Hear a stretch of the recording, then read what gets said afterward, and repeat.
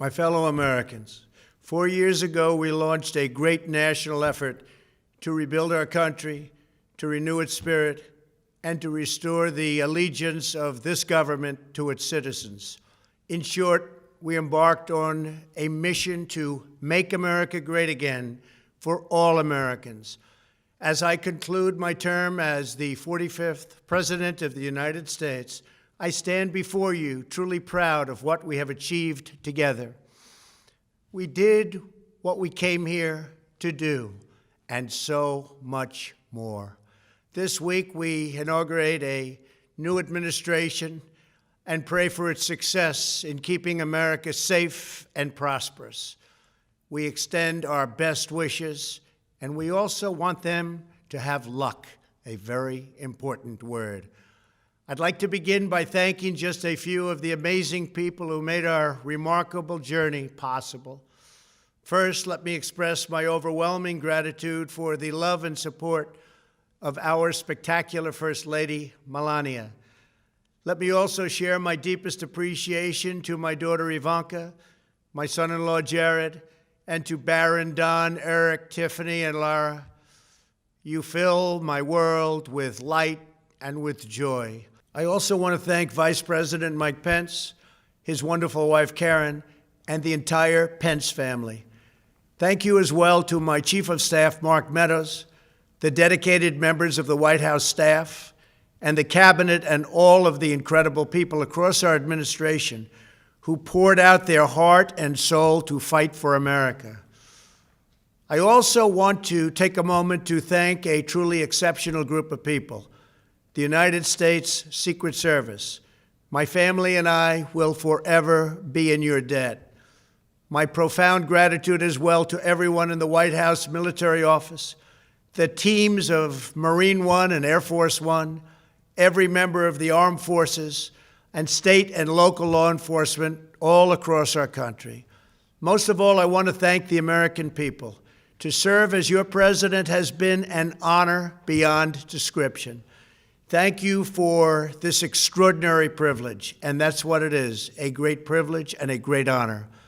We must never forget that while Americans will always have our disagreements, we are a nation of incredible, decent, faithful, and peace-loving citizens who all want our country to thrive and flourish and be very, very successful and good. We are a truly magnificent nation. All Americans were horrified by the assault on our Capitol. Political violence is an attack on everything we cherish as Americans. It can never be tolerated. Now more than ever, we must unify around our shared values and rise above the partisan rancor and forge our common destiny. 4 years ago, I came to Washington as the only true outsider ever to win the presidency. I had not spent my career as a politician, but as a builder looking at open skylines and imagining infinite possibilities. I ran for president because I knew there were towering new summits for America just waiting to be scaled. I knew the potential for our nation was boundless as long as we put America first. So I left behind my former life and stepped into a very difficult arena, but an arena nevertheless with all sorts of potential if properly done. America had given me so much, and I wanted to give something back. Together with millions of hardworking patriots across this land, we built the greatest political movement in the history of our country. We also built the greatest economy in the history of the world. It was about America first because we all wanted to make America great again. We restored the principle that a nation exists to serve its citizens. Our agenda was not about right or left. It wasn't about Republican or Democrat, but about the good of a nation, and that means the whole nation. With the support and prayers of the American people, we achieved more than anyone thought possible. Nobody thought we could even come close. We passed the largest package of tax cuts and reforms in American history. We slashed more job-killing regulations than any administration had ever done before. We fixed our broken trade deals, withdrew from the horrible Trans-Pacific Partnership and the impossible Paris Climate Accord, renegotiated the one-sided South Korea deal, and we replaced NAFTA with the groundbreaking USMCA. That's Mexico and Canada, a deal that's worked out very, very well. Also, and very importantly, we imposed historic and monumental tariffs on China, made a great new deal with China.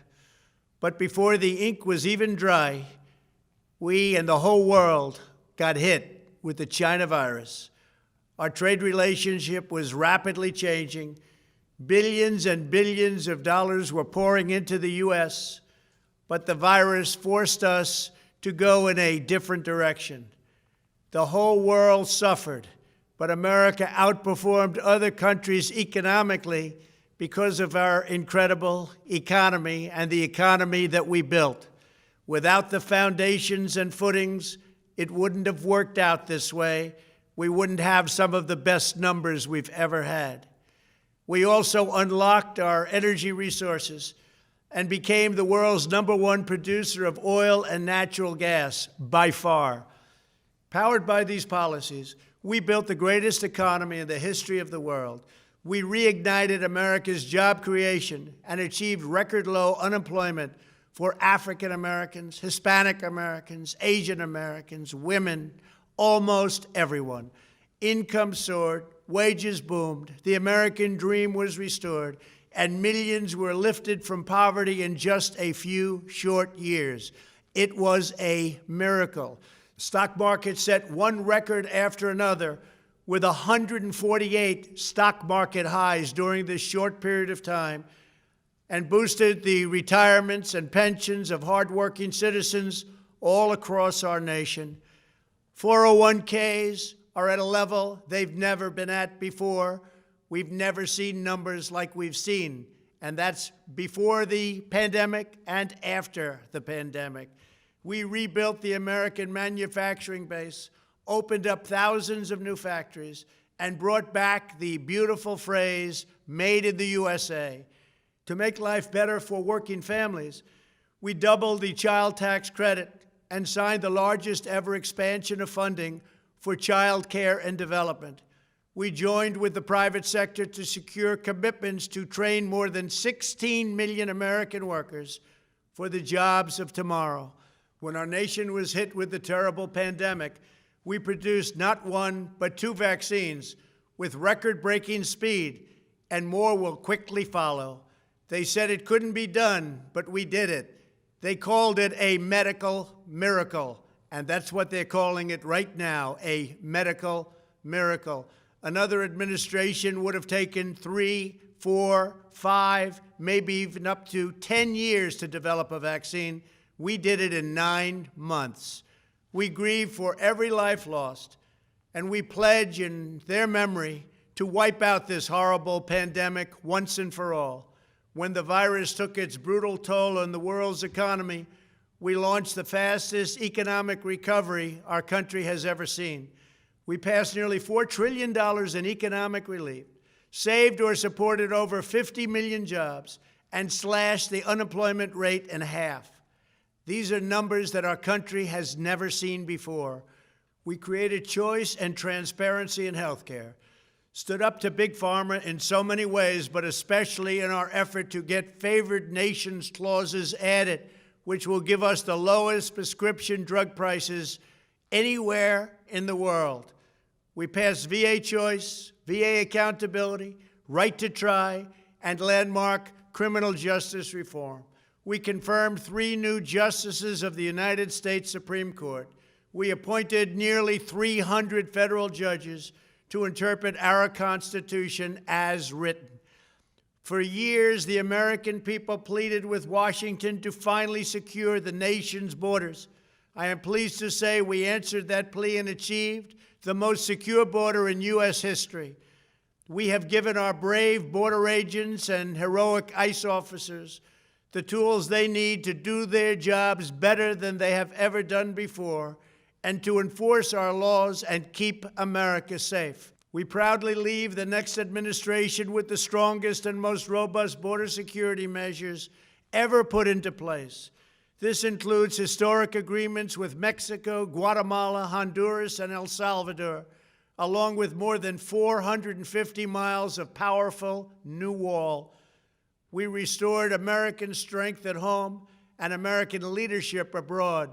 The world respects us again. Please don't lose that respect. We reclaimed our sovereignty by standing up for America at the United Nations and withdrawing from the one-sided global deals that never served our interest. And NATO countries are now paying hundreds of billions of dollars more than when I arrived just a few years ago. It was very unfair. We were paying the cost for the world. Now the world is helping us. And perhaps most importantly of all, with nearly $3 trillion, we fully rebuilt the American military, all made in the USA. We launched the first new branch of the United States Armed Forces in 75 years, the Space Force. And last spring, I stood at Kennedy Space Center in Florida and watched as American astronauts returned to space on American rockets for the first time in many, many years. We revitalized our alliances and rallied the nations of the world to stand up to China like never before. We obliterated the ISIS caliphate and ended the wretched life of its founder and leader, al-Baghdadi. We stood up to the oppressive Iranian regime and killed the world's top terrorist, Iranian butcher Qasem Soleimani. We recognized Jerusalem as the capital of Israel and recognized Israeli sovereignty over the Golan Heights. As a result of our bold diplomacy and principled realism, we achieved a series of historic peace deals in the Middle East. Nobody believed it could happen. The Abraham Accords opened the doors to a future of peace and harmony, not violence and bloodshed. It is the dawn of a new Middle East, and we are bringing our soldiers home. I am especially proud to be the first president in decades who has started no new wars. Above all, we have reasserted the sacred idea that in America, the government answers to the people. Our guiding light, our North Star, our unwavering conviction has been that we are here to serve the noble, everyday citizens of America. Our allegiance is not to the special interests, corporations, or global entities. It's to our children, our citizens, and to our nation itself. As president, my top priority, my constant concern, has always been the best interests of American workers and American families. I did not seek the easiest course. By far, it was actually the most difficult. I did not seek the path that would get the least criticism. I took on the tough battles, the hardest fights, the most difficult choices, because that's what you elected me to do. Your needs were my first and last unyielding focus. This, I hope, will be our greatest legacy. Together, we put the American people back in charge of our country. We restored self-government. We restored the idea that in America, no one is forgotten because everyone matters and everyone has a voice. We fought for the principle that every citizen is entitled to equal dignity, equal treatment, and equal rights because we are all made equal by God. Everyone is entitled to be treated with respect, to have their voice heard, and to have their government listen. You are loyal to your country, and my administration was always loyal to you. We worked to build a country in which every citizen could find a great job and support their wonderful families. We fought for the communities where every American could be safe and schools where every child could learn. We promoted a culture where our laws would be upheld, our heroes honored, our history preserved, and law-abiding citizens are never taken for granted. Americans should take tremendous satisfaction in all that we have achieved together. It's incredible.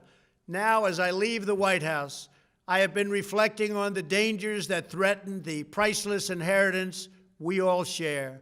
As the world's most powerful nation, America faces constant threats and challenges from abroad. But the greatest danger we face is a loss of confidence in ourselves, a loss of confidence in our national greatness. A nation is only as strong as its spirit. We are only as dynamic as our pride. We are only as vibrant as the faith that beats in the hearts of our people.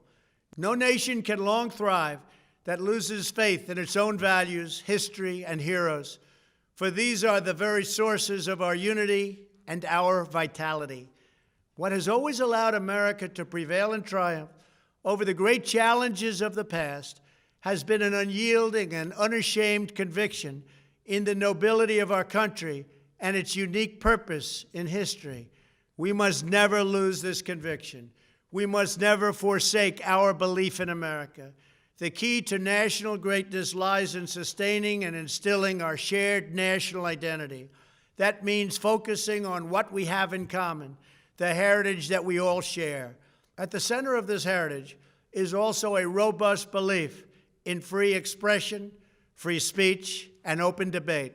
Only if we forget who we are and how we got here could we ever allow political censorship and blacklisting to take place in America. It's not even thinkable. Shutting down free and open debate violates our core values and most enduring traditions. In America, we don't insist on absolute conformity or enforce rigid orthodoxies and punitive speech codes. We just don't do that. America is not a timid nation of tame souls who need to be sheltered and protected from those with whom we disagree. That's not who we are. It will never be who we are. For nearly 250 years, in the face of every challenge, Americans have always summoned our unmatched courage, confidence, and fierce independence. These are the miraculous traits that once led millions of everyday citizens to set out across a wild continent and carve out a new life in the Great West. It was the same profound love of our God-given freedom that willed our soldiers into battle and our astronauts into space. As I think back on the past 4 years, one image rises in my mind above all others.